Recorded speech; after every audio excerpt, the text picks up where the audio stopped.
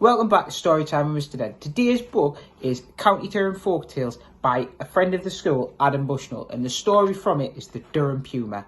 It's set not far from where we are. The Keller cats prowled along the rivers of Scotland. Her yellow slit eyes narrowed as she watched the sleek salmon glide through the dark water. The feline padded her paws into the oily water and scooped up the fish. She devoured the flesh silently and watched the landscape. Her midnight fur swayed silently in the wind.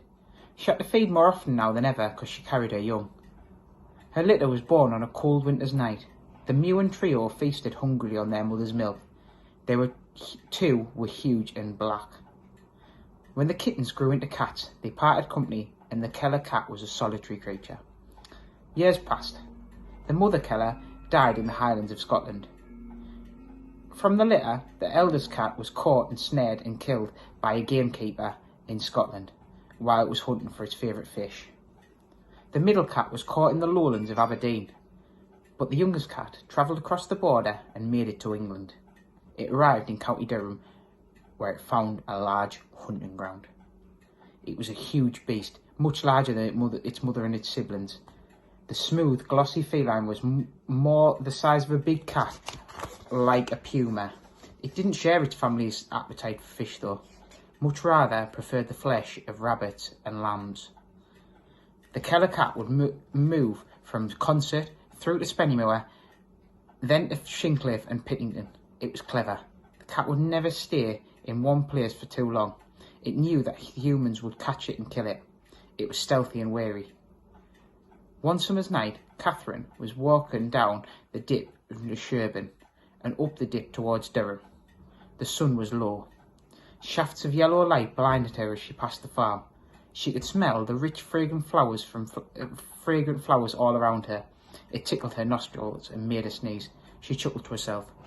Then she heard a noise that made her stop abruptly. It was a terrible bleating sound. She squinted into a strange light of dusk and peered into the field. A lamb was running away from something.